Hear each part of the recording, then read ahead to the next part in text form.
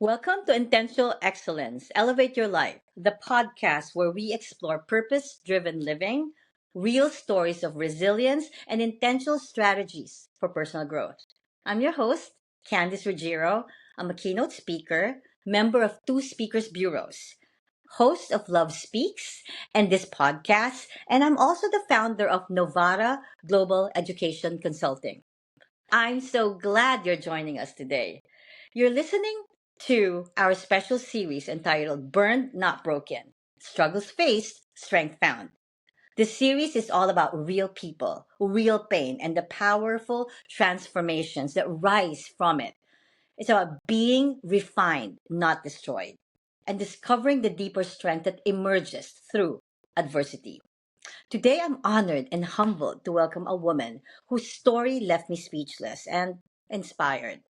Lakeisha Barron-Brown. Let me take a moment to share with you more about her exactly as it deserves to be heard.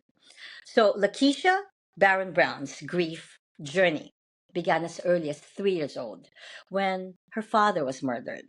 Just 5 years later, she experienced another devastating loss when her mother was also murdered. As a confused, angry, and heartbroken child, Lakeisha spent most of her early life not realizing that the behaviors she displayed were symptoms of deep, unprocessed grief. And as she matured and went on to earn her master's in counseling, she began to learn more about herself and her pain. For a time, she believed she had healed until the most traumatic event of her life occurred: the death of her 21-year-old son on October 26, 2021. It was through the heartbreak of losing her son that Lakeisha finally began to fully understand the depths of grief, the process of healing, and the true meaning of turning sorrow into service. Today, she shares her powerful story to help others and serves as a grief coach, supporting grieving mothers as they walk through their own journeys toward healing and hope. My friends and followers, help me welcome to the show Lakeisha. Hi, Lakeisha. Hello, Candace. How are you today? I am great. Thank you for being here in my show tonight, today, whenever you're listening. I'm so happy that you're here tonight. How are you Thank today?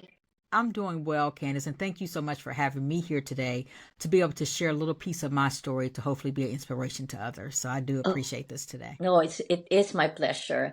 And our podcast is global. I wanted to share with everybody where we're calling from. I'm from Florida, and where are you calling from, or I am um host hosting from? Where are you podcasting from? Yes, I am from West Virginia.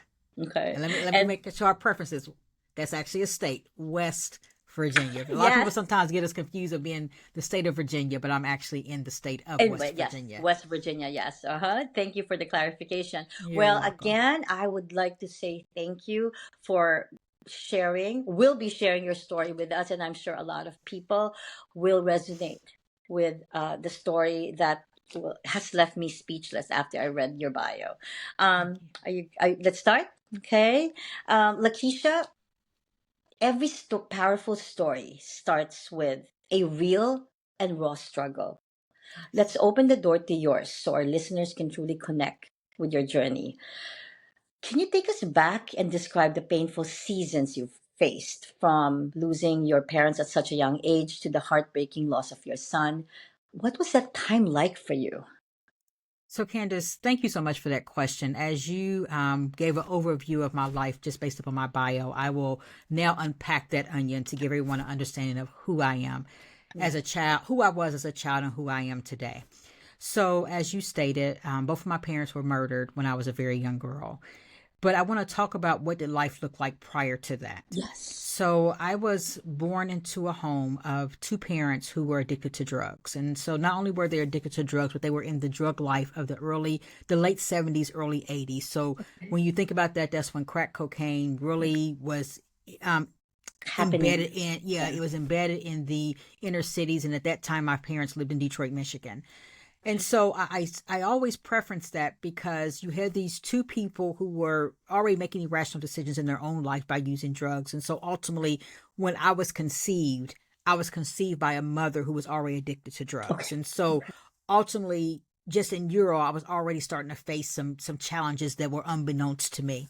Right. And so as I entered into this world, I entered into a world with parents who I know was going to do the best they could to take care of me. Right. Unfortunately, because of their drug issue, again, that impacted what they were able to provide for me. So oftentimes throughout my upbringing before losing my father, my family here in West Virginia was a staple in my life as well. Okay. Okay. Um, Unfortunately, when I was 3, I remember very vividly my father lying on the stairs. He was murdered.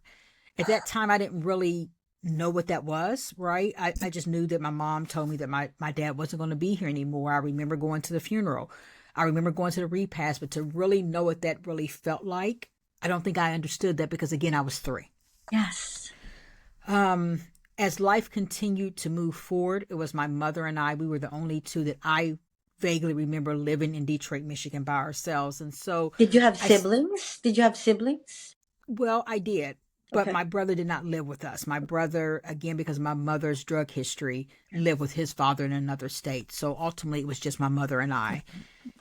And um, in that life of living with my mother, I seen a lot, right? I knew that my mother was on drugs. I knew what the smell of crack cocaine smelled like when she was Okay. freebasing, all the things. And so what I did a lot was I would lie to my peers because I didn't want them to know that my home was so dysfunctional because it was my norm. But I didn't hear anybody else talking about their Yes. houses being like that. So why would I Okay. tell anybody mine was like that? And Yes. so as we go further into my life, again, my family here in West Virginia, at times I would have to come here because my mother didn't want me to see all of those things. Mm-hmm. But there came a time to where I knew I wanted to go back home with my mom. And Okay. I worried about my mother. And many days I wouldn't go to school, Candace, because I Of was afraid that course. if I went to school, when I come back home, my mother was going to be there, right? So even though I was young, mentality wise, I was older. And Yes. so the day that I guess I had to go to school, the day that I did go to school was March the 1st, 1985. Okay. And I remember speaking to my mother at around noon because I had found some money. I had found $20 in Okay. 1985. $20 was a lot of money, Candace, Yes, right? of course. And so my teacher couldn't understand why an 8-year-old child would come to school with $20 in her pocket. And so I had to call my mom to verify with the principal, whomever, that this money belonged to me. And what I remember hearing my mother say, Candace, was leave the money in the office. When school is out, go get the money, and I'll see you when you get home. And vividly, what I remember, Candace, is that my apartment literally was diagonal from my school. So if I walked out in the schoolyard, I could easily see my apartment right across the street. Okay. And so that day, 3 o'clock, ready for the bell to ring, ready to go home. Because my mom said, Mhm. I'll see you when I get home. See you when you get home. I'm sorry. And so as I got into the schoolyard, there was a gentleman who approached me. Okay. And I think he may have, addressed himself or identified himself as a police officer, asked me to go back Okay. into the school. And so I remember seeing all these adults running around. And I didn't really pay attention to what it was. And so as he and I left the schoolyard, I remember getting in the police car. But here's the reality, Candace. I thought my mother had went to jail because I knew what my Okay. mother was Okay. doing. All right. And Okay. so I remember shrinking down in the car because I didn't want anybody to see me in the police You car because remember I yes. had kept my life so private from my Right, peers. right. And so as I sat at the police station, I remember watching this man type up things and I looked, but then I would not look because I didn't want to be in his business. So I thought after sitting there for a while, I was taken into another room for a lady to tell me that my mother had been murdered. And Candace, ironically, as I sit here now as a 48, soon a 49-year-old woman, I remember sitting there and I didn't cry. I didn't scream. I just sat there. And I don't know if I sat there in disbelief or because my life had already faced so many challenges and I Right, had already right, been right. prepared for things. I don't remember crying. And Okay. so from that, I had to be taken to foster care. And I had to stay there until my aunt from West Right, Virginia. right. That from that time. Yes. Because I had no other family in Detroit to rescue me at that point. Yeah. And so that was the early part of my life of just trying to navigate now being in a big city with not only not having a father, but now I don't have a mother within a 5-year time frame of losing both parents. Yes. That's hard. That's hard. That's hard. So I'm sure that your life completely changed at 8 years old. Yes. I'm a teacher and I've worked with 8-year old children. Those age, you're just living life at the present, playing, having fun, and you going through this. And the fact that you already mentioned that you had that identity of already like trying to be private because you knew what was going on with your family life Mhm. back then. And then this happened to you. That's a lot to handle for an 8-year old child. Yes. How Very did much you so. manage? How did your life change from that moment that he told you that moment that he took you straight to foster care? What was foster care like?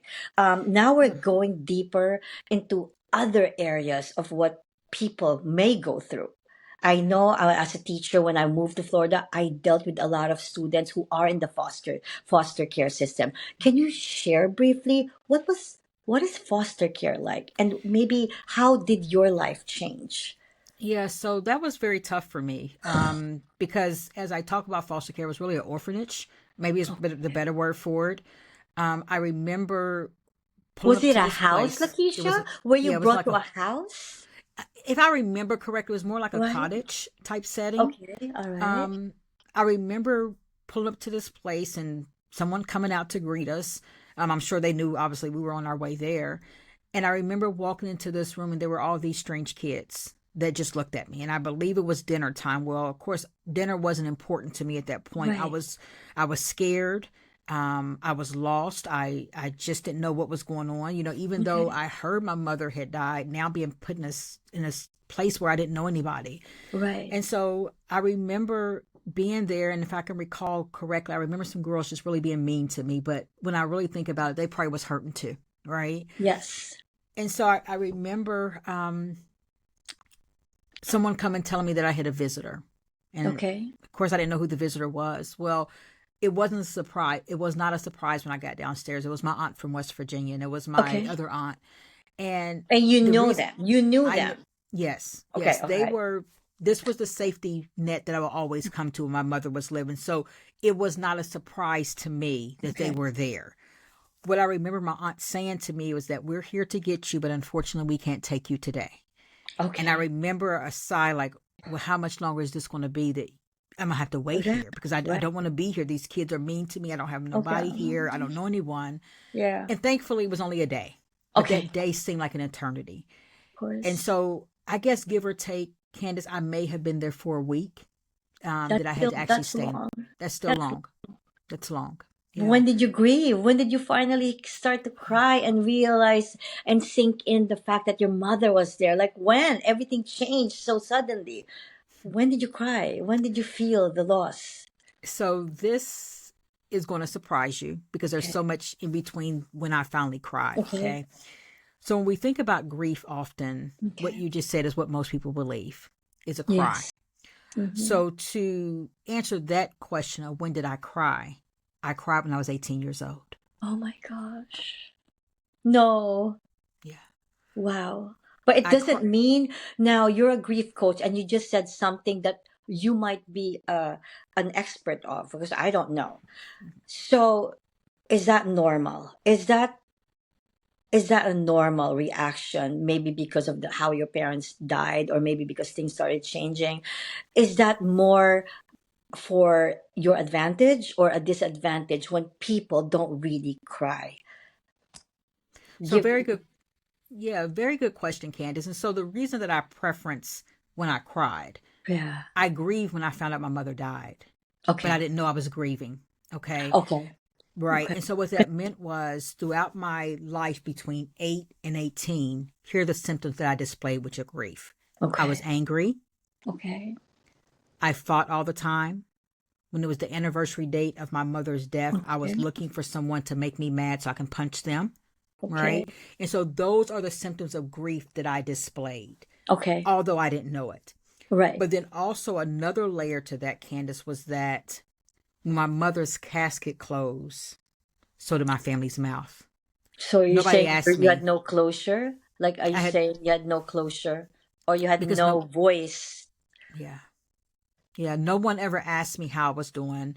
And, I can say this now at 48. I couldn't have said Right, this years right. ago. No one talked about it because they too were hurting. My aunt was Okay, hurting because she had lost her okay, sister. And so, because I was doing well academically in school, okay. because I participated in sports, everybody around me just thought I was okay. Nobody ever understood that I didn't trust people Right, because the right. people that I loved the most had been taken away from me. Yes, So I didn't get close to people. I was very distant from people. That's trauma, right? That's a trauma response yes. that I Right, right. oftentimes displayed. Yeah. So those are the symptoms of grief that I displayed prior to crying. Very interesting. I am learning so much from you. It doesn't mean that you weren't hurt. You know what I mean? Most of the time, people associate tears and crying with pain. It's nice to know that sometimes there are different ways to show grief.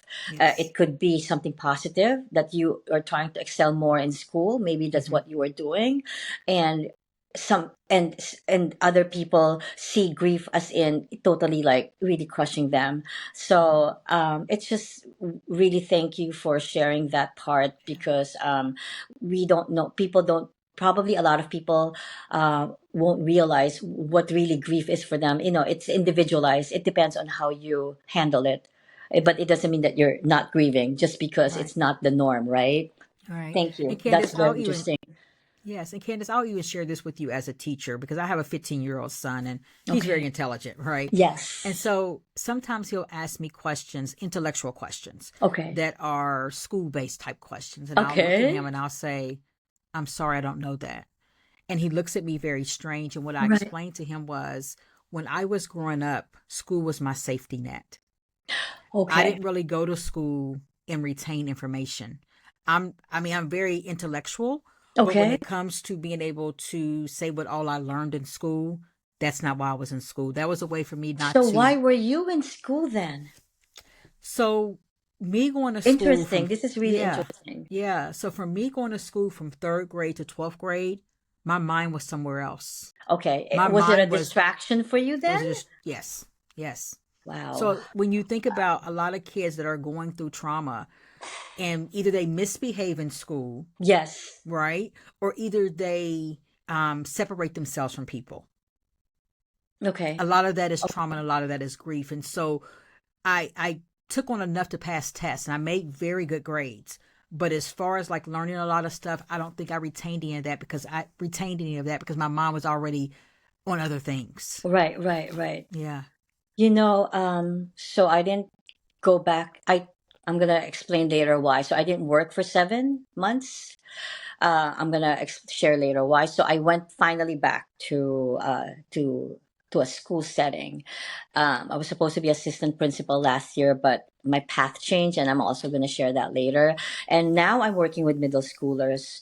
Um, there's this young boy who he always had his hoodie up, and in school now, put down your hoodie, take it off. You know what I mean? Just like because of like inappropriate, or we want to see your face. So he had this hoodie up. So I went to him and I just started talking to him. He's like, uh. I don't want to go home. I don't want to go home. But he looks like the type who wouldn't want to work either at school, right? Mhm. So I said, so why are you here then? Or like, why don't you want to go home? Well, I want to be in school because I don't want to see my dad. Like, you know what I mean? Like that answer like hit me hard. Like he doesn't want to, like he just sat there, like he's not doing any trouble, he's not making any trouble, but he just sits there quietly, all right, not showing some effort, but at the same time, like he was there because he didn't want to come home and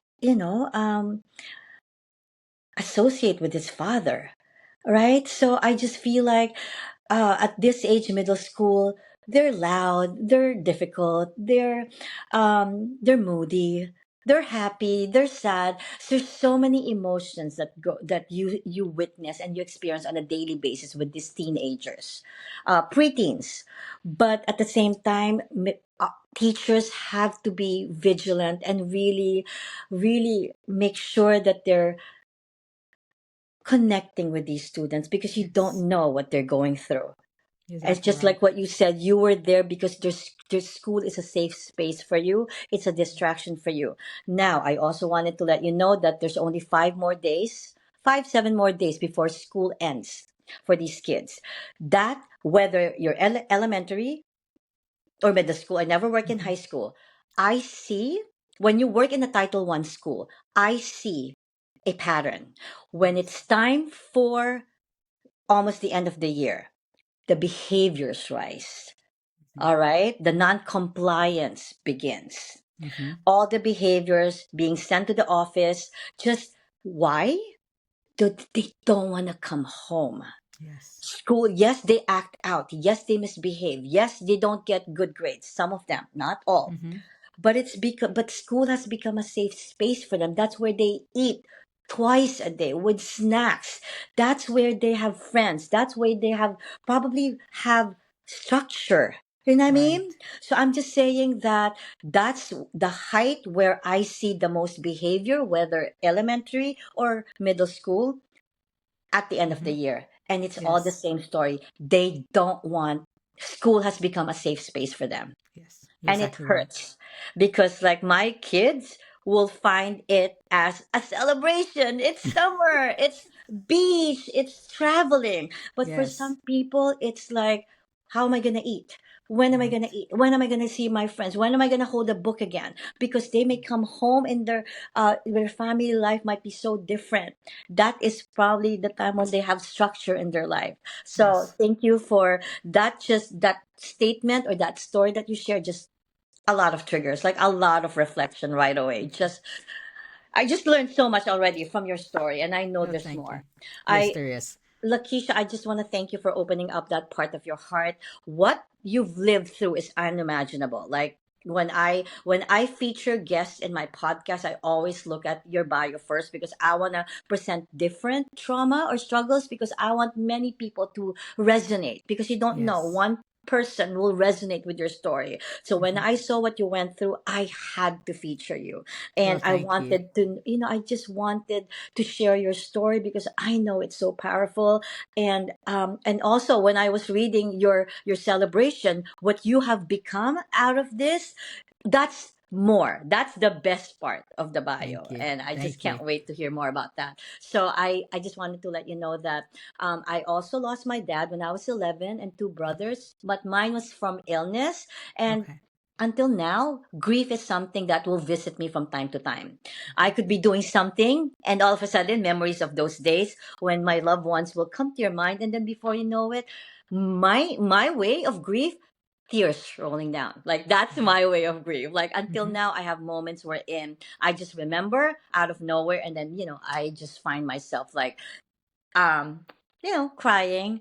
And now that I'm a speaker, I when I share my story, it felt like peeling back layers of healing I didn't know I needed.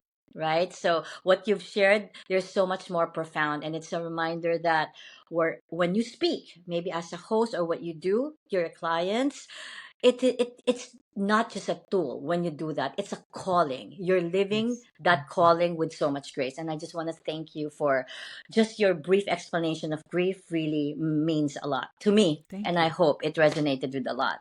Thank you. Lakeisha, you're welcome. Struggles have a way of rippling through every part of who we are, right? And I'd love for you to share to help us understand the deeper impact your grief had on your life. I know you had another story. How did these losses affect you emotionally, mentally, physically, and in your relationships and your sense of purpose? You Yeah. want to share So, that? yes, definitely. It has affected me in so many dynamics of my Okay. life, right? Okay. From just even being a child, because as I stated, Okay. my aunt raised me and I knew her to be my aunt. But what happened Okay. was throughout living with my aunt, there came a point to where she asked me to call her mom. And because Okay. I was raised with respect, I did so. Okay. But here's a challenge to that.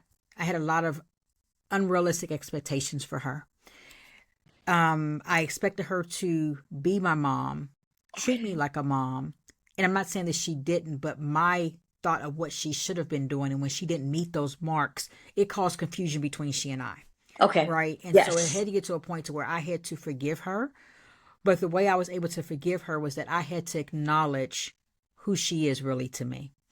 And by doing that, that allowed me not to have so many unrealistic expectations of her. And how soon did you realize that? Like how soon, how long did you struggle with the loss of identity with the relationship? You know what I mean? Loss of relationship Mhm. identity. I don't know if that's even like a thing. Like how long did you have to struggle with that? It was years. It Okay. probably, I mean, I started recognizing it when I was working on my master's degree in Okay. counseling. So that Wow. was in 2002. And remember, I came Okay. here in 1985. Right. So that's when the first layer I start Okay. recognizing, wait a minute, see it for what it is versus what you've been wanting it to be or what others have wanted it to be. But to really say I really got a place of healing Okay. on a larger scale, should I Yes. say, would be when I was 30 years old. Wow. And that's when I finally decided I cannot call her mom anymore. I have to realize that she's my aunt. Now, let me say this, Candace. I would never disrespect her and Okay. call her aunt.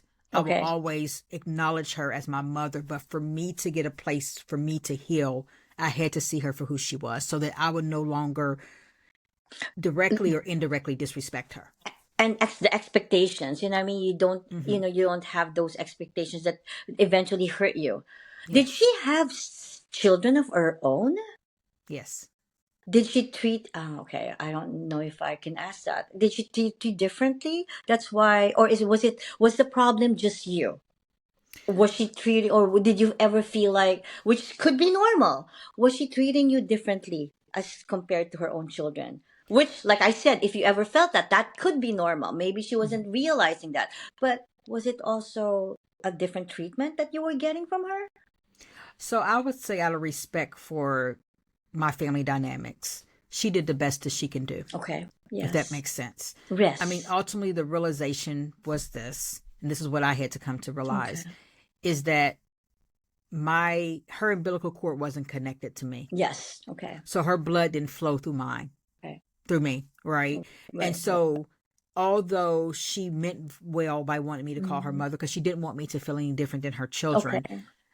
just biologically, she couldn't give me the same thing she gave to her children. But it Right. wasn't, I don't believe, in any malintent. She just Okay. did the best that she can do.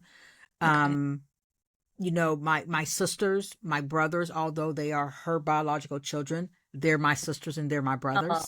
Okay. So if that helps you understand, but I will always Yes. say in this stage of my life that she did the best that she can do, and I'm very thankful for what she did do, good, bad, or ugly. And the positive part of it, like I said, when I moved to Florida, I've been most of my a lot of the students there are was adopted because they were in the foster. I like in where I was working in New York, I never had any student who came from a foster Hmm. setup. So I was now moving here as a teacher, I've been learning more about the, like whatever emotional issues that a student may be feeling because he is in that setup. And like we're lifelong learners, and as a teacher, and even if I was the adult in that room in my classroom, I had to learn from them. I had Yes. to adjust my way of interacting with them. Sometimes, I'll be honest, I was shocked with what I was hearing. I would have students who would have problems stealing, or just greediness, because but then, or if you're a teacher coming from New York who never experienced, never heard of like what a foster care is, like we'll probably like, oh my God, look at this misbehavior. All right, maybe refer to whatever IEP, or no. Now I am more aware of what children will probably are going through because they are in that system. So I'm saying this because I am, no matter how maybe different you felt growing up, but I'm just happy that you were able to be with a family member despite, having those feelings, and those are valid feelings. You were a child. You probably just wanted the love and the care of a mother. And at that time, you know what I mean? Yeah. You just probably wanted a hug, or, Yeah. you know, um like those moments, and like what you said, you still weren't grieving. You still, your grief was different from, Yeah. actual crying. So thank you for sharing. Really, You're I just welcome. wanted to say thank you You're for welcome. sharing, learning a lot from each other. I feel, I that ripple effect that you said, I feel so deeply. Like I can relate when you talk about how it shaped your identity. Because like when you experience grief or loss at such an early age, and I did share with you that I lost family members, I Hmm. felt different. I don't know if, like, I also felt different from others, even if mine was from natural caused illness. Right. Like I felt like I was different from my neighbors, even my siblings. I knew, because later we're gonna talk about purpose. Deep inside, I knew I had a greater purpose in life. I don't Hmm. know if that's what you're feeling too when you were younger. It was weird. I was young, but I would have visions of me standing on stage, eyes on me while I'm speaking. I didn't know what it meant at that time. Hmm. Then finally in 2023, my husband passed away. And his death was my driving force for change. I Hmm. needed a change. And all of a sudden, well, I kind of lost myself, of course, of all the changes in my Of life. course. I was on social media, and all of a sudden, a sponsored ad landed on my lap. It was for motivational, for keynote speaking. And after I attended the webinar, I just registered. I just like, it was a large amount of money. I just registered. And since then, my life has changed Wow. for the better. It wasn't something I never thought I would be doing, but for a year, I've been doing this for a year. I look back, I don't even know myself anymore. I don't know who the old Candace was. This Yeah. change in me just rippled into the best parts of me. And I'm just saying that I just wanted to share with you that sometimes your grief, your loss sometimes brings you to a purpose, a deeper Yes. purpose in life, right? I completely Um, agree. right. So I call it turning points, right? These turning points call us to rise, to look inward, and then step outward with intention. Now, I want to ask you about your own turning point, that moment where you decided to fight back instead of give up.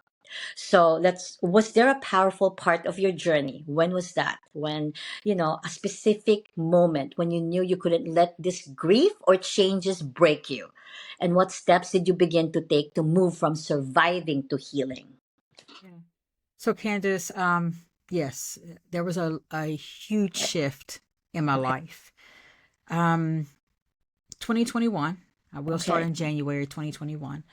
My son was 20 years old, and he began to complain about some health issues that he was experiencing. And it was foreign to me. It was foreign to him because, thankfully for the most part, my children and I have always been healthy. And Okay. so when he was explaining some of the symptoms that he was facing, I'm thinking, no, these things are not going on. And so fast forward a month later, he had brought up some other concerns he had. And so finally I was like, I'm just going to check your blood pressure and see what's happening. And Okay. on that particular day in February, his blood pressure was at stroke level. And so I immediately rushed him to the hospital. It was during the pandemic, so I wasn't able to go into the hospital that night. And so, as he's texting me, a young 20-year-old kid, very nervous, very scared, have always had his mom right there beside him. He says, Mommy, my blood pressure has elevated even more, which again, at this point, is anxiety. And my levels of my kidneys are higher and they don't know why. And so, of course, I'm nervous. I'm scared. I'm calling the hospital because I can't be there with him. So fast forward the following day, I go. I'm told that his blood pressure is high, his kidney level, which is called a BUN, it's elevated, but we really couldn't determine if it was high blood pressure that was causing the kidney issues or vice versa. So after spending 11 days in the hospital, having a biopsy, being discharged, we learned days later that my son at that point was facing stage 4 kidney disease. Very hard for all of us because not only was he 20, not only was he young, but he also was a father. And so all of this was a new for us because we were trying to figure out how do we handle this. So fast forward, he's trying to navigate his new life, which is scary for him, scary for all of us again. Mother's Day 2021, again, he comes, he's complaining about some things, blood pressure sky high again. We rush him So to the did he hospital. go for dialysis? Well, at that point, at stage 4, he didn't need dialysis. Okay, when they said, when they gave you stage, was it, so it's cancer? No, kidney disease. So they gave a level for a kidney disease. There's And different what stages. was the, what was the, not highest, what was the, what's that word? What is the worst stage? Stage 5. So on Mother's Day, 2021, we rushed him back to the hospital again. And when they gave us the levels, of course, he didn't know, but when I first found out my son was sick, I became a guru, right? WebMD, Google became my best friend and Yeah. probably my worst enemy at the same time. And so when they mentioned his kidney level, at that point, I knew that this now means kidney dialysis, and it also means a Okay. possible kidney transplant. Okay. And it also means, Mom, how do you show up for a now 21-year-old kid who's probably scared because every time he went to the hospital was something new. So of course he was nervous. He didn't want to he didn't want to do dialysis. And my question to him, Candace, I'm sorry, you're leaving me in a very vulnerable state because I can't make that decision for you because you're over the age of 18. But if this was Wait, your what did he son, ask you again, Lakeisha? What did he ask you? my son didn't want to do kidney dialysis. He did not want to do that dialysis Oh because my it was gosh. just too scary for him. Understandably so, Well, right? did he knew the repercussions, right? He knew the consequence if he doesn't go for it, right? I think he did, but at that time, I don't think it really mattered. It was more so fight or flight. Okay. And so, my question to him, Candace, when he was very resistant about getting kidney dialysis, I said, as your mother, it's hard for me to hear this, and I know there's only but so much I can say to you. But you have a 1-year-old son. If this was your son that was life or death, what decision would you make for your son? And when I was able to share that with him, because now he was a father, he understood how I felt as a mother. Yeah. And he agreed at that point to start kidney dialysis. Okay. So that was trying, right? Because again, he was still feeling defeated, but he still was trying to show up to be a friend, be a father, be a son, be all the things. September of 2021, September 13th, actually, Okay. he explained to me that he was having some difficulty moving and that he was in pain. And so I had to rush him back to the hospital once again. The difference this time of rushing him back to the hospital was that he didn't get discharged. He was in the hospital for 6 weeks. They were trying to figure out the reasons that things were happening with his blood level. They were trying to figure out why he wasn't getting any better. Okay. 6 weeks into hospital stay, as we were preparing to have him transferred to another hospital in another state, unfortunately, because of the pandemic, his body was not able to sustain the illness. His body didn't have enough immunity to be able to fight both the kidney disease and the pandemic. Wait, he So, had COVID? He had COVID? yes, ma'am, he caught COVID. Yes, yes, yes. And so, Could he have survived without it, without getting the COVID? um, I mean, okay, I don't want, like, okay, I don't know if I should have asked no, that no, no, no, question. no, no, no, no, no. You're fine. You're fine. What I will say is that because his immunity system was already Yeah. compromised, his chances of living were short because Yeah. of COVID. It's hard for me to say if he would have lived if he didn't. I don't think that would have been in my control to answer that question. But I know that because his immunity was not the best, COVID was the last thing that we were, hoping that he would receive, hoping that he would get. And so after staying in the hospital for days on the ventilator, um, it got to a point to where he took a turn for the worse hours after I had left the hospital. And my family was called in. And Candace, I had to make a very hard decision, right? I had to make a hard decision when I looked at my child and I knew he wasn't going to get any better.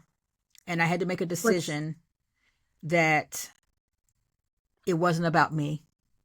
It wasn't, hold on one second. I had to make a decision that it wasn't about me at this point. It was about what was best for him. And what I did not want is my child to suffer and to stay on a machine that was only a machine, that wasn't my baby. And so after consulting with my daughter, who was his best friend, and some other family members, his father included, I felt the best decision for him was to return to where he had come from, which was his better place of living at that point. As it That's was a tough. very Yes, as it was a Tough. very hard decision for me, Candace, I knew that was what was best for him. And so on October the 26th, 2021, my son transitioned. Um, the hardest death I faced. Yes, I've talked about losing my parents, but at this point, I really knew what grief was, right? I really knew. And so, as I had to go into a business mindset initially to do all the things, plan the funeral, do all the things to make sure that my grandson was okay, to still show up for my children that, I had a daughter, I had a son, and all the things, I could have easily laid in the bed, Candace, and grieved the rest of my life, right? But I knew that that wasn't going to help. It wasn't going to help me. It wasn't going to help those who still Right. needed me. And I said, Keisha, you have to do something different. I didn't know really what that was. And so what I decided was I was going to write my autobiography, which is through the eye of a cracked soul. Okay. And Candace, so this is where we really dive into what grief really Yes. looks like for Keisha. Okay. Okay. So as I sat and I wrote this book, I dedicated myself, I distanced myself from everybody, friends, family, everyone. And I gave myself a routine. I sat in front of a fireplace with a blanket for 4 months. And I wrote, and I wrote, and I wrote. But while I was writing, I was healing. And this is how. I finally began to tell my life story from conception of my parents conceiving me up until 18 years old. And I talked about my whole life as a child. And the reason I had to do that is because if I did not heal from that, I was not going to have room to heal with my present situation, which was my baby. Right.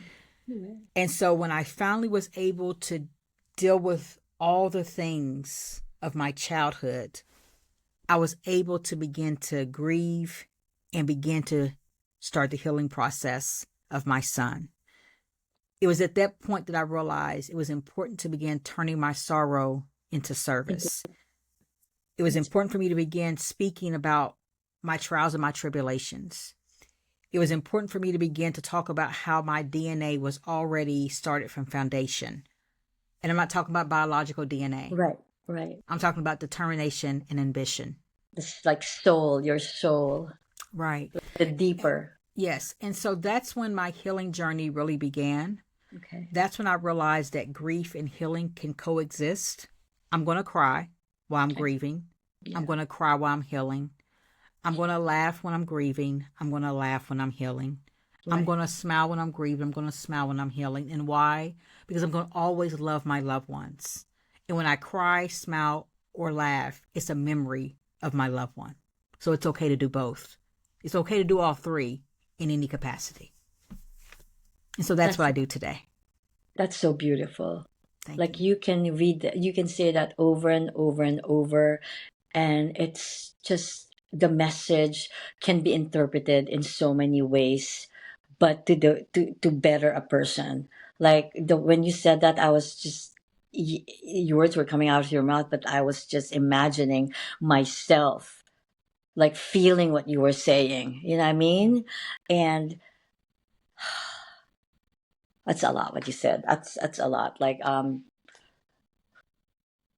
have three kids myself. I have a 26, I have a 19 and 20, and I'm sorry that you had to go through that. I am so Thank you. sorry you had to go through that. And worst part is um COVID didn't help. COVID didn't help.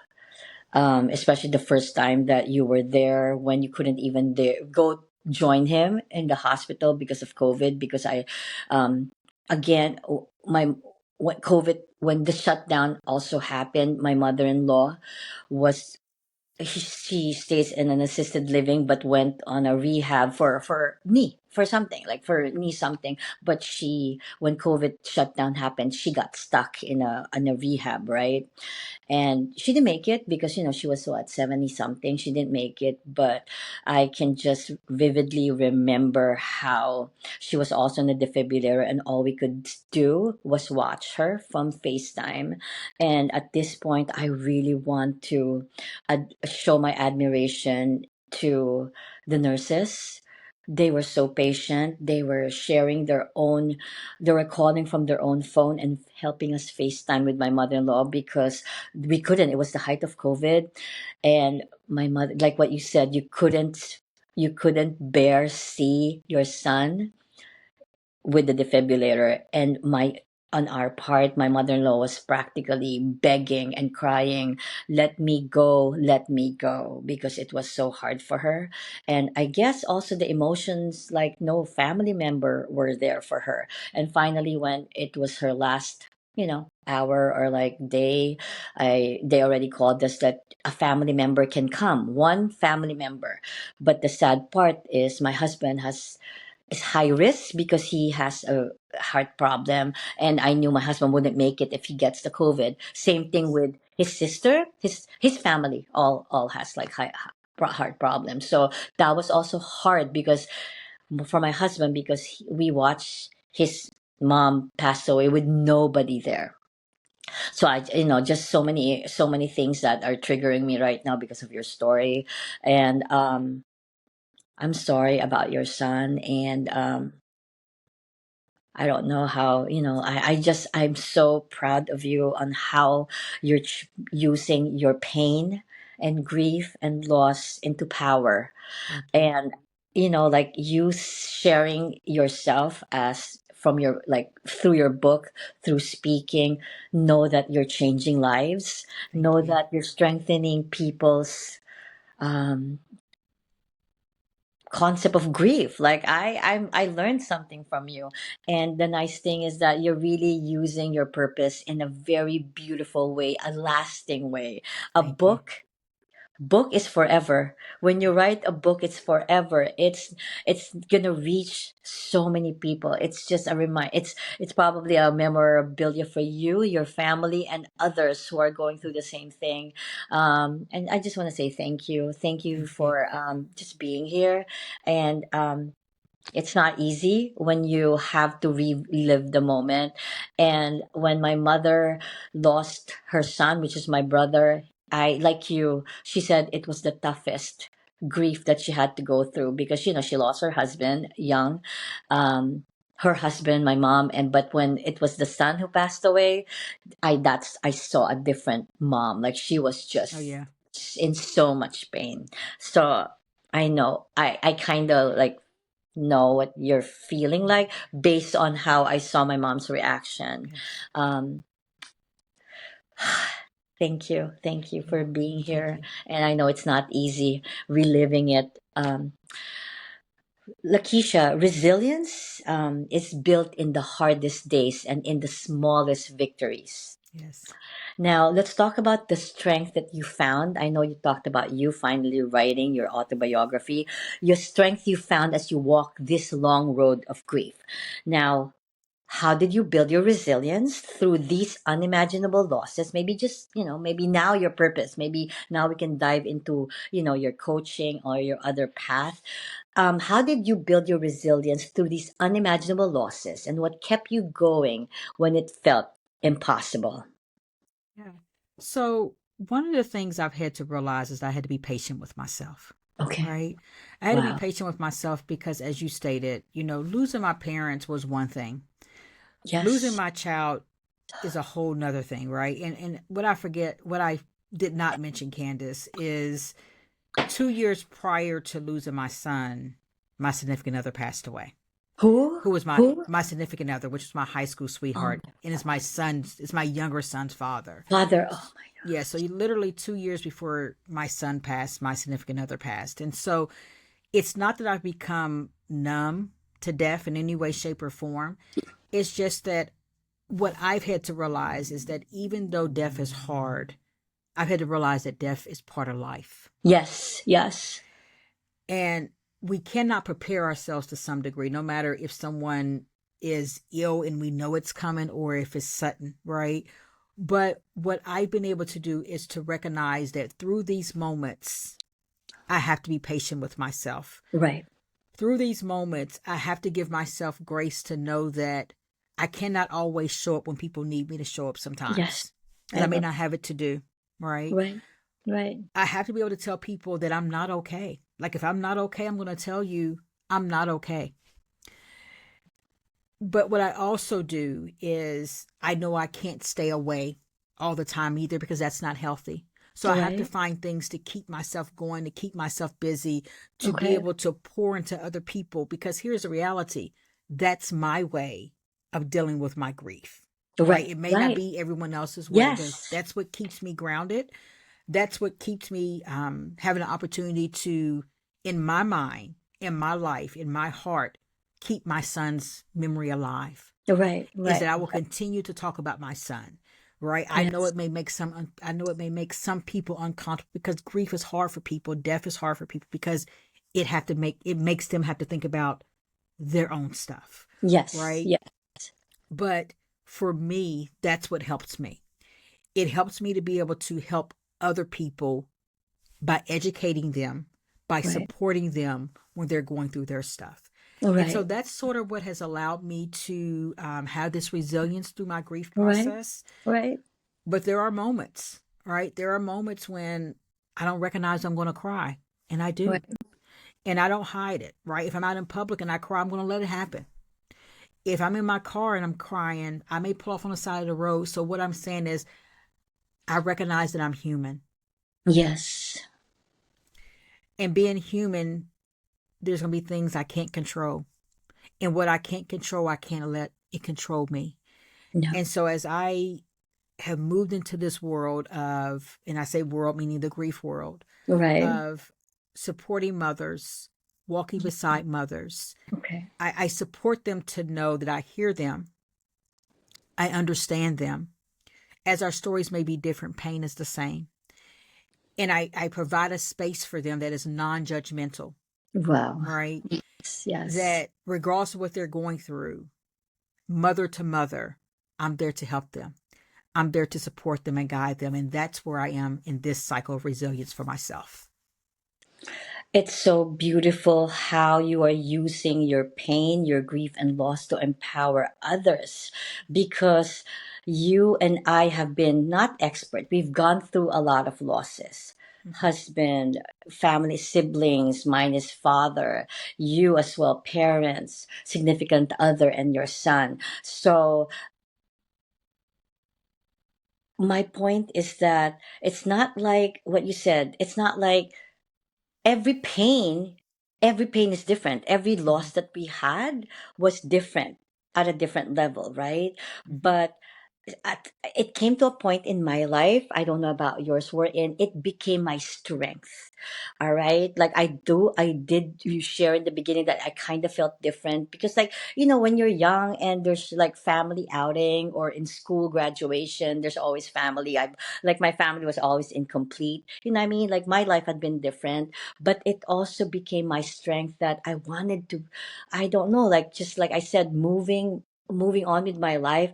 I Okay, all right, another grief, another loss, like it just became my strength. I found strength in every pain that I experienced, and it's not just through loss. Like I've suffered a lot of like issues or struggles in life, which is normal, and I just find myself every day, Lakeisha, being stronger, being more purposeful and intentional with what I want to do with my life. And Yes. so when my husband passed away 2023, I knew that the last chapter of my life is going to be epic. It's going to be not just about me anymore. It's about me using all these experiences in my life and make it power for Yes. me in order to embrace who I am meant to be. Mm-hmm. Last year, you wouldn't even recognize, I couldn't even recognize myself. I changed physically, emotionally, mentally, and spiritually. I Yes. went into a self-care, self-love journey, and I will never ever gonna go back to that feeling of, I still cry, like what you said, we have those moments of triggers, but it's more strength. I Mm-hmm. find tears now as strength. And even if we are now empowering others, we still go through life Of challenges, course. right? On a daily basis. Mm-hmm. But you know what I've learned to do, What's Lakeisha? that? I face challenges head on, Mm-hmm. moment to You can't moment. run. Yeah, you Like, can't run from them. for like what else, like you and I have experienced like death and loss and grief. Like how bad is it gonna be? Like, you know what I Exactly. mean? Like how bad is an issue on a daily basis gonna be as compared to what you and I have gone through, right? Yeah. And that's why when I turn on, now I'm a motivational speaker, I'm a keynote speaker, I have a live show um every Monday where I talk about love. I talk about love, Lakeisha, all over social media, because I want others to know that there's still love. Like you can love yourself, Love you can yourself. uplift others, and most importantly nowadays, because of like what's going on in this world, global love, global compassion. And that's what is healing for me. When I Yes. turn on the camera, when I share quotes, my own motivational quotes, when I don't know if I don't know if you're on my page. I dance, I sing, I like I do. I'm silly as a person. I just want people to know that despite this pain, despite these challenges, we can still laugh. Still We can be live. silly and be ourselves Yes. and be Yes. vulnerable. You'll find me crying, find me smiling and dancing and being silly Mm-hmm. because I have reached my authenticity. Hmm. I'm not I think afraid that's the anymore. key. Yeah, I think that's the key, that I Mhm. even make sure to share with people as I educate people on grief, that it's okay to live, right? The Yes. life may look Yes. different than what it did prior to the loss, but Right. you still deserve to live, Yes. whatever that may be, right? Find a new hobby, find a new book, find something that gives you joy. And again, I get it, right? Somebody may say, but that was my joy. I get it. But what is your joy now? What is Right. your story now? What new chapter have you added to your book? And that's what I share with people is, you don't want to just close your book at that No. chapter, No. right? Because there's No. so much more to your life. Continue to add to your Yes. book. And so that's what I share with people that feel that they can no longer live without their loved ones.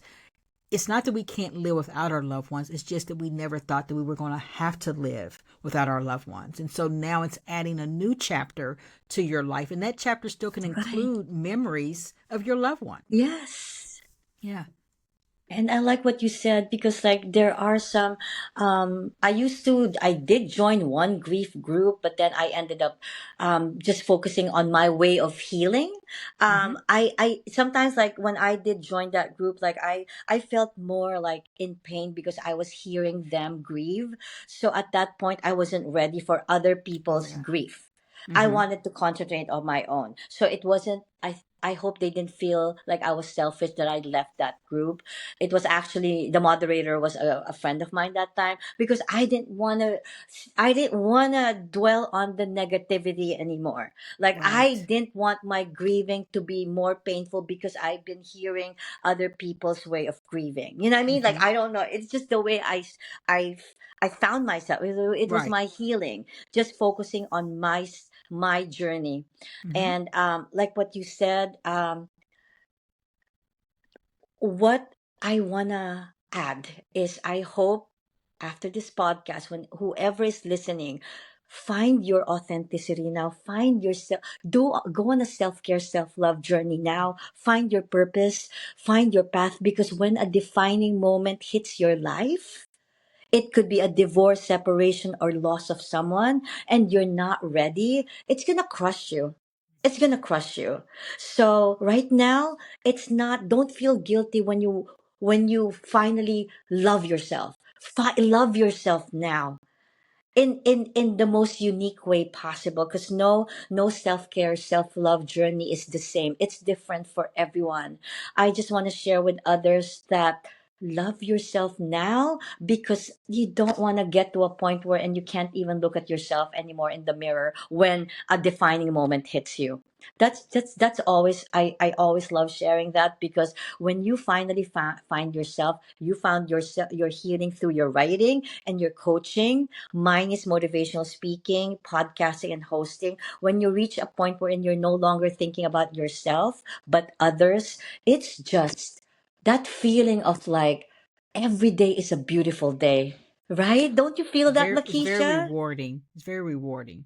And I've learned how important gratitude is. Like there is life after all the pain that we may happen in our life. That's why I came up with this series, Burned Mhm. Not Broken, because I want to highlight everybody's pain, everybody's struggle, which can come in many forms, and know that look at these people, look at Lakeisha, look at, let's say, this person guest that featured. There is life after death, after pain, after struggle, and life is beautiful. I like what you said. Do not end your chapter or book like this. You know what I mean? Right.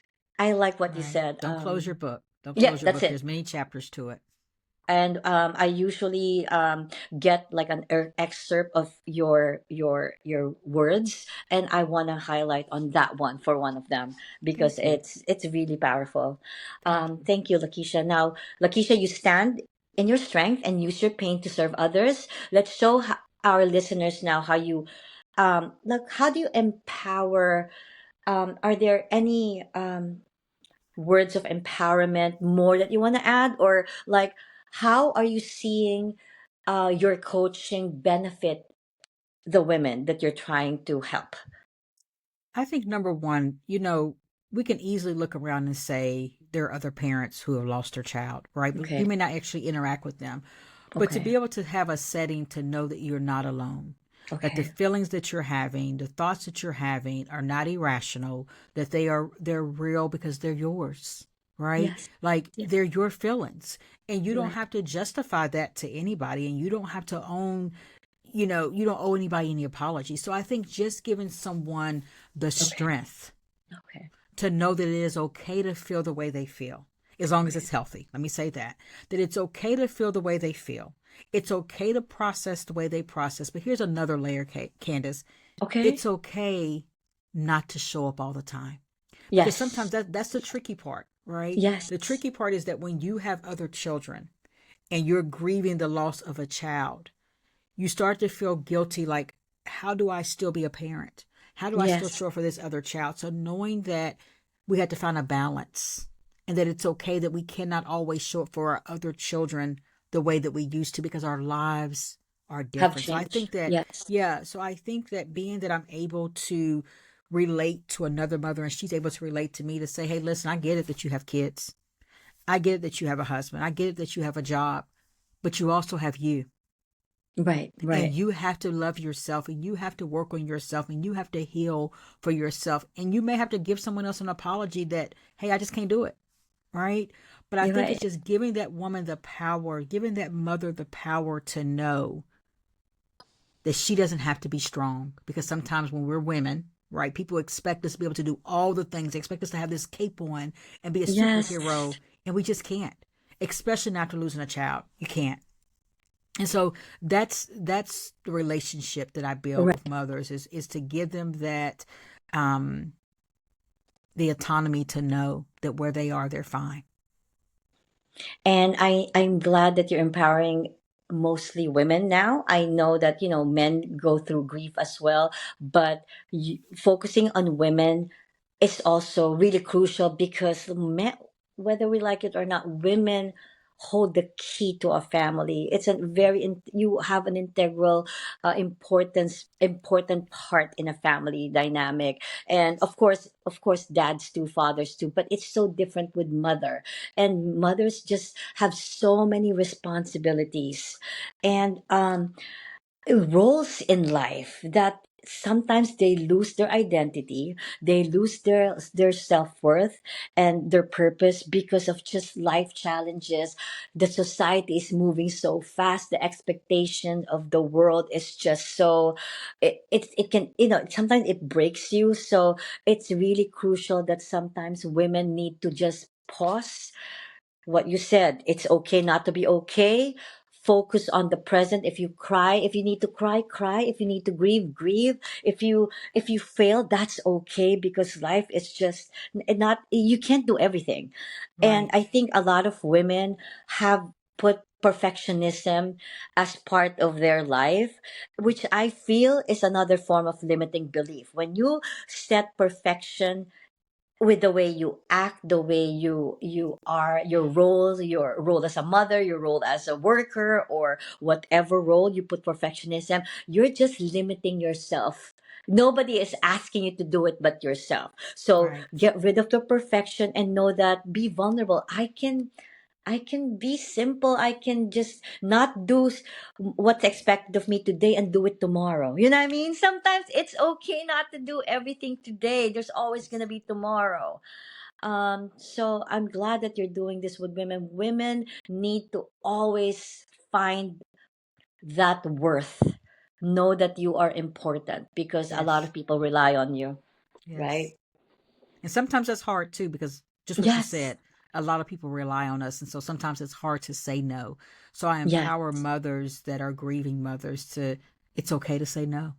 Yes. You don't have it to do, and you don't have to owe anyone an expectation. You don't owe anyone you don't owe And an anyone explanation. explanation. Yeah, I can't even get it out.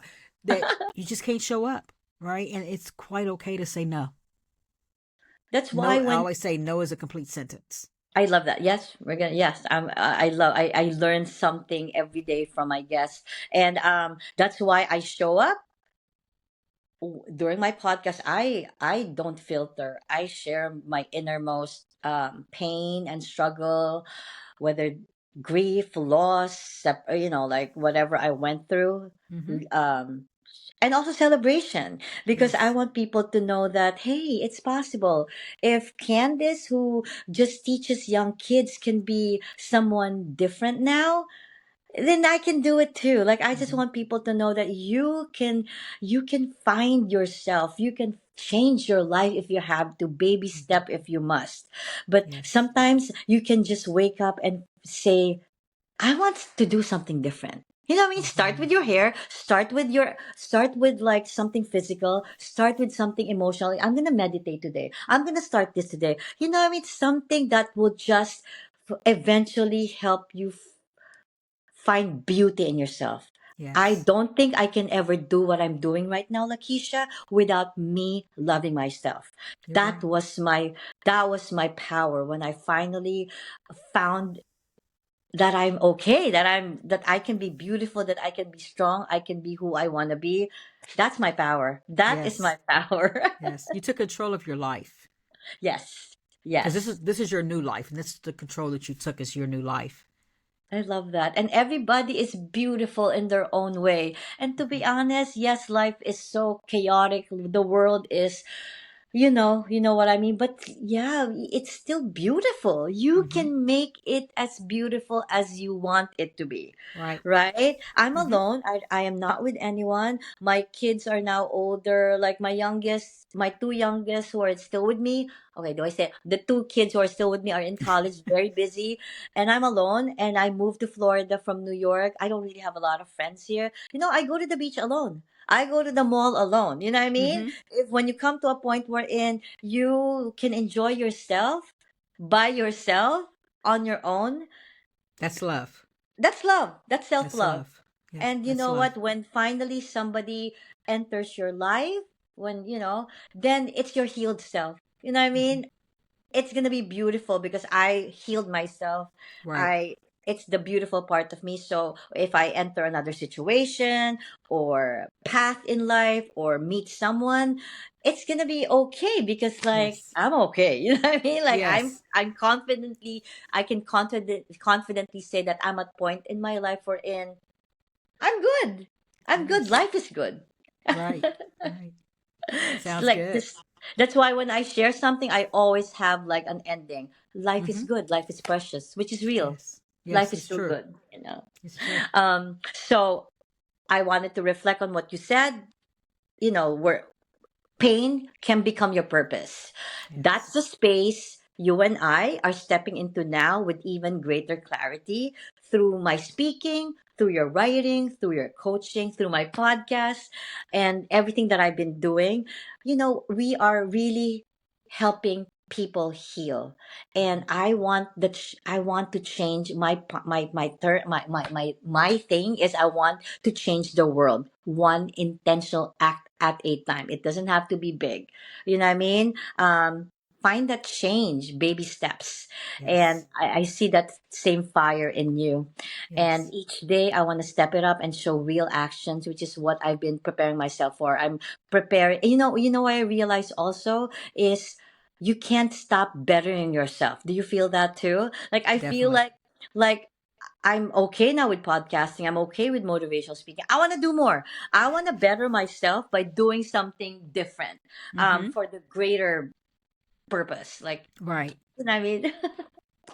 Candace, um, I don't know if I shared with you, but I also have a podcast as well.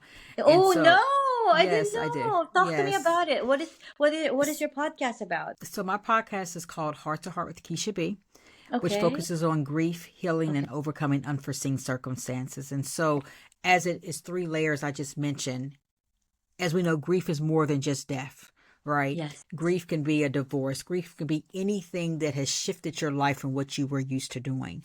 And so I allow my guests to come on and talk about something that falls into those three categories.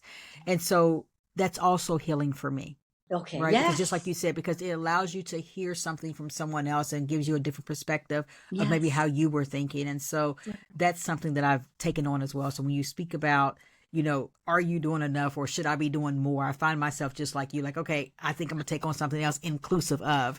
And then I hear people say, well, how do you have time for this? And sometimes I'm like, I don't know, but I do it and I just make it work. So yeah. Yes, I mean, how do you find time for it? Okay, I have my 9 to 5 job, right? I do have my business too. I come home, I take a nap. I take a nap, an hour power nap, and guess what? I'm podcasting. It's at Yeah. what? We start at 7:30. I script. I write my book. I do my editing because I do a lot of editing too. I Mm-hmm. plan my what I need to do. That's how I do it. I'm intentional, but I need my Yes. break. That's still Yes. self-care and You need self-love you. for me. I Yes. take a nap every day. And then that's when I find myself like, look, I can do anything Mm-hmm. no matter how late it is during the week because um like I said, being intentional also helps, being and Yes. you knowing what you want to do with your life. And what I find with me is showing up. I need to show up to my Yes. followers on a daily Yes. basis. Like I feel like even if I that's not my job, like it's not like a job description I have to do. I it became part of my goal or Mm-hmm.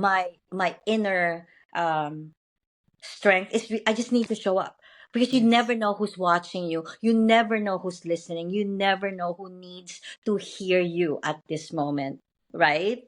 So Yes. that's how I step it up. Just showing up no matter what. So I could wake up 2 o'clock in the morning and oh, I have like something nice to share. I do it. Mm-hmm. It's just I like what you said. We can't stop. Like when you know you have a purpose and you're changing lives, you just can't stop. Mm-hmm. And it just, it catches me off guard. Okay, wait. Oh, I have to share this. Like I don't want to lose this thought right now. That's Mm-hmm. that's how I work. But I love it. I love it. Yes. I Yes. love what I'm doing. Candace, that brought me to thinking about something, Okay. because I'm the same, right? So I'll make TikTok videos, I'll do reels, and I try not to concentrate on the number of viewers, right? Oh, But I when you don't care really too. Same. I don't, Same. I don't care. But when you Me know too. that you really made a difference is when you're out in public and someone say, thank you for that message. And you're like, but then that's when you're like, oh, so you listen, right? And so to know that, like you say, you're really making a difference to people that you may know. Some people may not even share with you that they've listened because they don't Yeah. have to, right? Like Yeah. we don't really need to know who heard our message.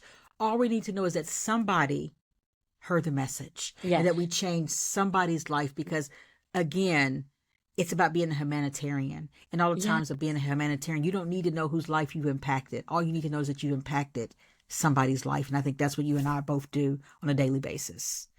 And it doesn't, like what you said, I don't care about the views. I don't care about who likes it. Because I have teenagers and they're like, Mom, okay, you only got this likes. This is your. No, they don't realize that when somebody messaged me on my Facebook out of nowhere and shares with you how your words Mm-hmm. resonated with them out of Mm-hmm. nowhere, people that you don't even know, Yeah. that for me is fulfillment. Mm-hmm. That for me is the ultimate. satisfaction for me. Not the Yes. views, not the monetization, not the likes. I actually have fans. Like somebody like messaged me and found me on the internet and said that all of a sudden they watch my podcast and they've been following me. So that's how you know you're making a difference, when Yes. somebody actually watches an hour podcast and lets you know that you're doing a good job. Thank you. Yes. You know what I mean? Yes. Because if you base it on my kids' reaction, you're gonna feel bad because they laugh at me. Mom, you only had 10 views. You only had blah blah blah blah blah blah. But You it's know, it's not funny. Yeah, it's funny because the other day I was at work and the company I work for, we're a nonprofit company. And so all of us are dispersed throughout the United States. And so right. we were in a business meeting, and before everybody got on, my boss, was she's a higher up. She says, "Oh, Mm-hmm. yeah, I've been listening to your podcast." And it really caught me off guard because I didn't even know she knew I had a podcast, right? So I'm happy to know she did. But what you're saying is true. Again, you never know who's listening. You know, she says, "Well, I'm washing dishes." I'm like, "Let me just turn on Keisha's podcast." And so again, it's not about the views. It's about the impact, the inspiration, the uplifting words that you are sharing with Right. someone at that time. So it's depositing some gems in somebody's life to give them hope that they can be whatever they want to be as well, even through the trials and tribulations. And that's what matters. I love that because like it's also not being famous. It's not about being noticed. It's really one person reaching out to you saying that, I'm watching you. Mm-hmm. And sometimes also the people that watch you are the people that didn't believe in you in the Yeah. beginning. You know what I mean? Yeah. Because I had such a big change in my life that I'm sure there are people who are like, hey, she's all over the social media now, right? I mean, before she was just, doing this. So sometimes you don't know. It's your, what do you call that? The people that didn't believe in you The before. doubters. The The doubters are doubters. probably your biggest fan right now. But Candace, so let's talk about this for a second. What you Yeah. just said was grief, right? Yes. Grief Yes. will shape you and put you in very uncomfortable situations, will reveal things about you that you didn't even know of yourself, right? Yes. And so where it may look very foreign to other Mm-hmm. people, like, oh my God, Candace has changed. She's doing this, and Yes. then they become judgmental a little bit. That's Right. grief. Grief can either go one way or Wait, grief another. on their part or grief on my part? So The grief in change in regards me to, is grief. right, Okay. All because right. grief Okay. could make us look at our life to say, this is not what I want to do anymore. And Yes. grief can change you because your mind changes. Grief Yes. really changes your mind. And so either you can go one way of just completely tapping all the way out, right? And just losing yourself and being depressed the rest of your life and being sad, Right. or grief can give you purpose. And it's Right. what you choose to tap into. And so what I hear you saying is that for you, you tapped into the side of grief that gave you a different sense of purpose. Yes. But for other people, they're judgmental because it looks different than who they're used Right. to. And also, I want to add to that, like, like I shared with you, I did lose my husband, right? I mean, we were Mm-hmm. married for 17 years. So that's, a long, but when I had this change in me, you rarely hear me talk about my husband Mm-hmm. through my speech. Like I do talk about it during my podcast, but when on my daily appearances, I don't talk about it. It doesn't mean that I don't love him. It doesn't Right. mean that like, hey, look at her, she moved on right away. Like I'm so open about how I'm happy right now, how I've changed, how I found my purpose and maybe like eventually find love again. Because you know what?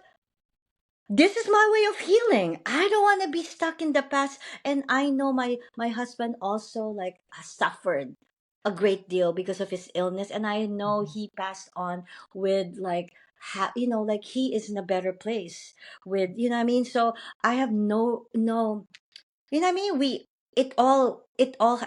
Life happens for a reason. Wait, Yes. things happen for a reason. Mm-hmm. Okay. And I'm sure when my husband looks at me right now, he's proud of me, of what I'm doing. So I don't think he'll feel bad that I don't even talk about him anymore. It's not because I think less of him. It's just because this is how I heal.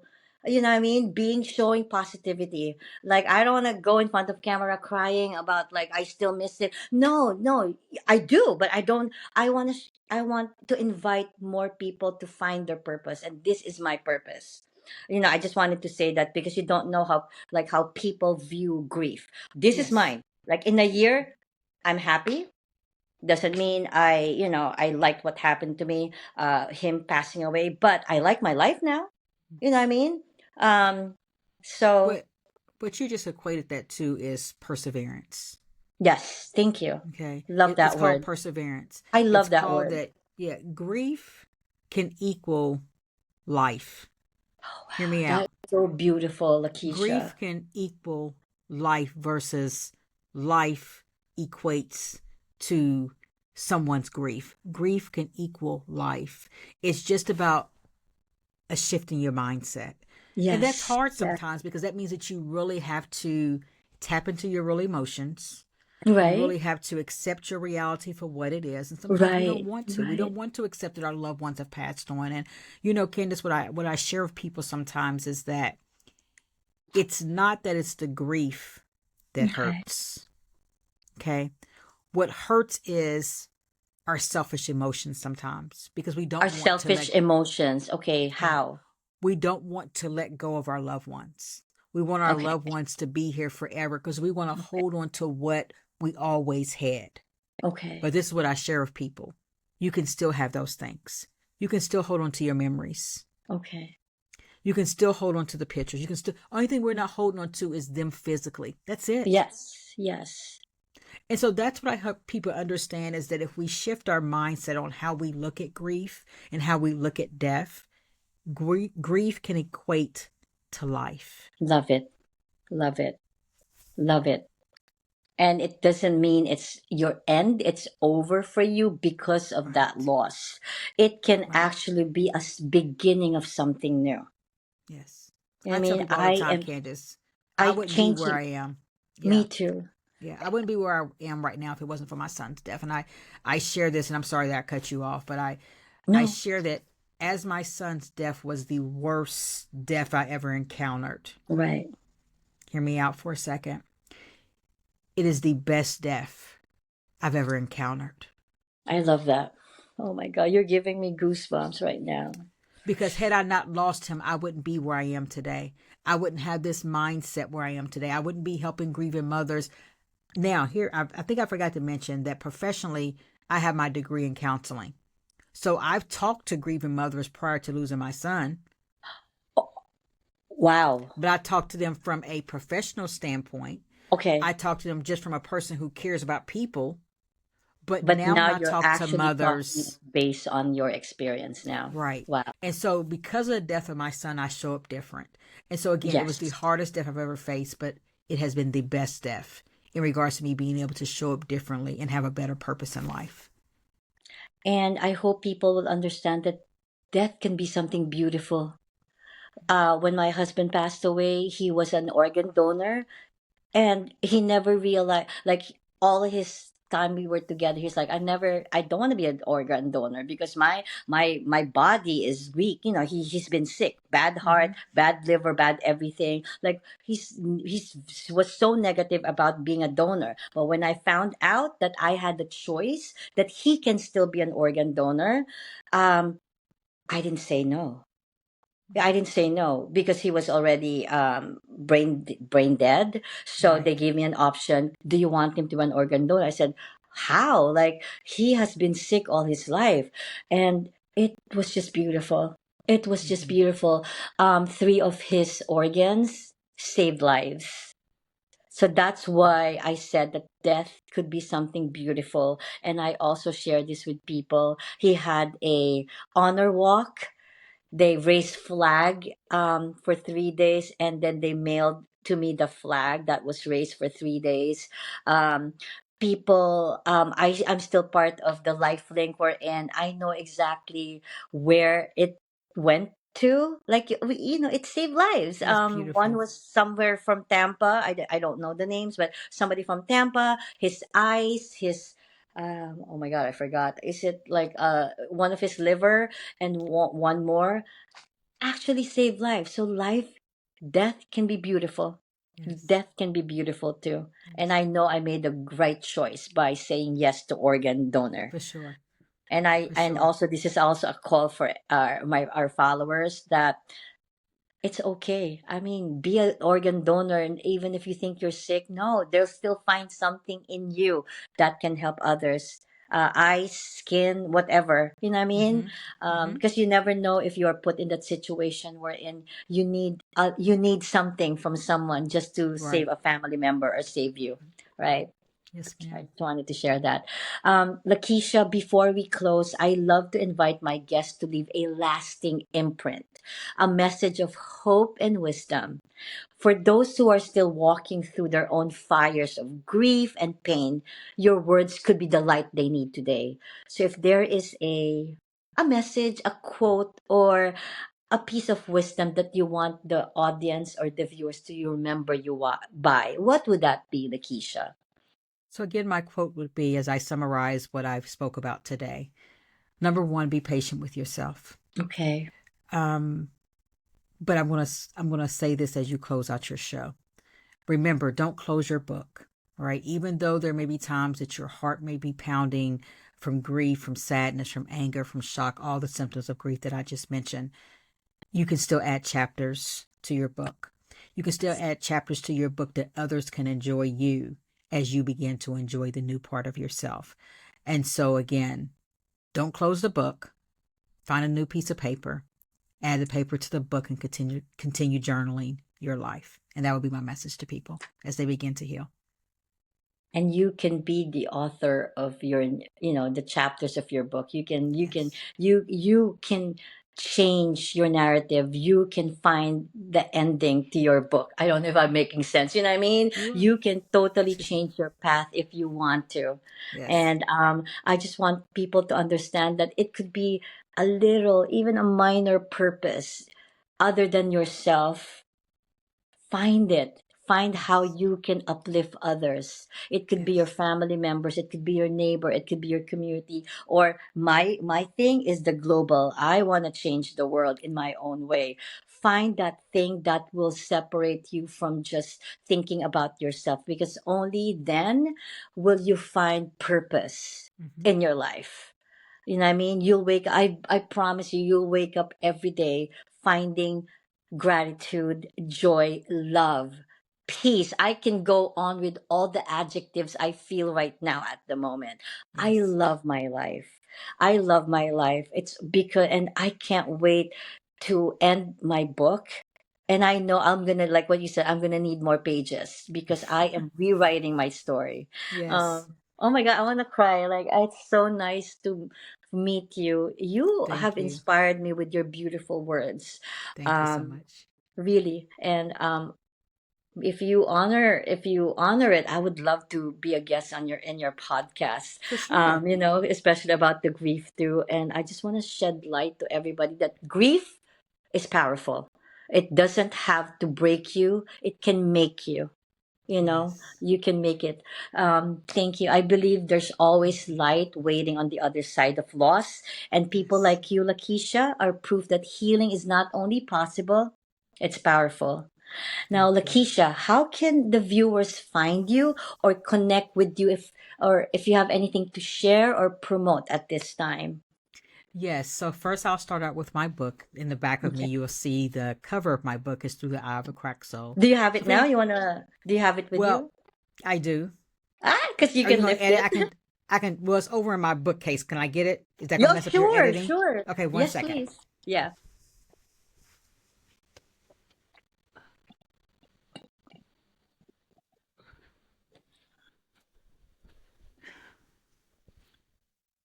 So I don't know if you can see that.